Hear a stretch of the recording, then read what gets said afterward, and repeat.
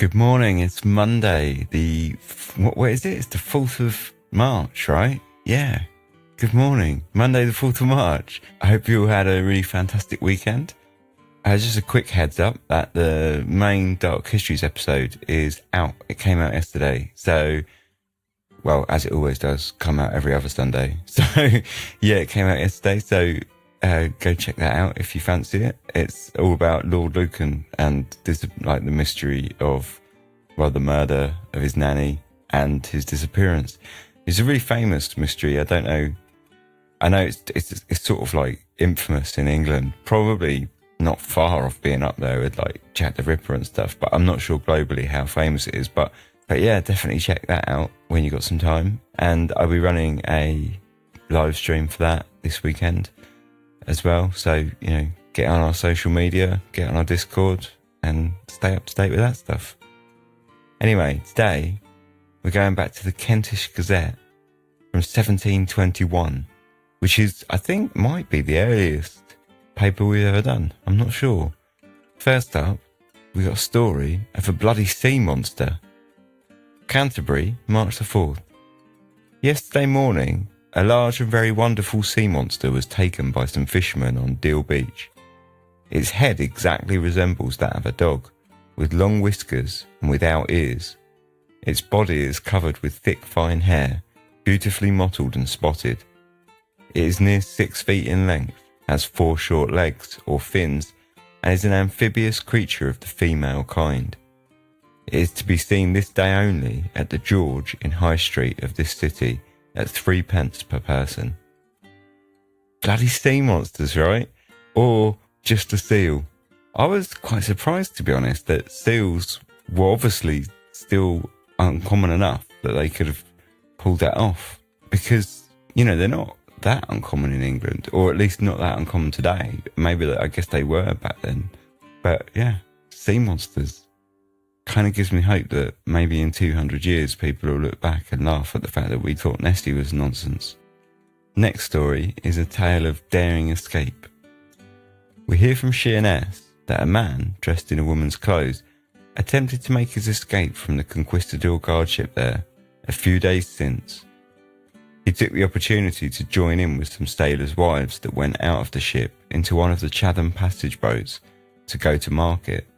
But being discovered before the boat set off, he was brought on board again, where he was paraded through the ship in his new regimentals to no small entertainment of his brothers in their jackets and trousers. I love that.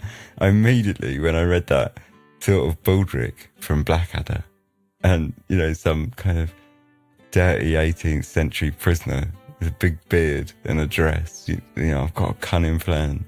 I'm going to escape with the ladies. Yeah, good one. Got a bit of 18th century extortion next.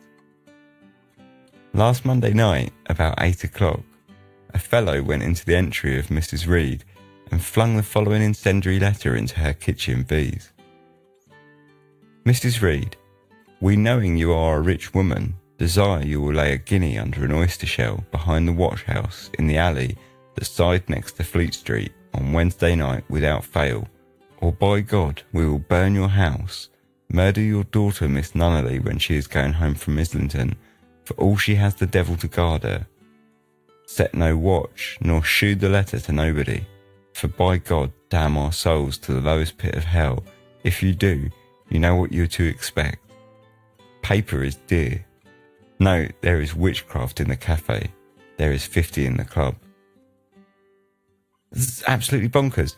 Firstly, I love the fact that they point out that the paper is expensive, as if the fact that they've written the letter is already an affront to them. It's like, you know, paper's dear. This cost us a lot to write this letter. Oh, I've written it on paper, so you should take us seriously. And then, what's with the cryptic ending about witchcrafts and clubs? Still, it obviously didn't really work, since the letter was not only shown to someone, but printed in the paper, so fingers crossed she didn't get her house burned down and her daughter murdered.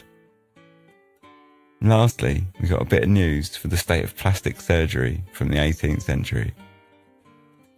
Last week, a certain lady came to a beautifier to have her face flayed to take out the marks of the smallpox. But that proud lady had, at the same time, a much more ill-favoured disease, as that of the grand pox, which was visible to be seen in her nose as the other in her cheeks. She was advised by the operator to get clear of the first, but till that was done, she would not undertake to be a face mender. I mean, using the word operator there is a bit of a liberty, I think. But there you go. If you feel like you need a bit of a lift, go see a face mender and get flayed. That was yesterday. This is today. Best of luck out there. Have a good one.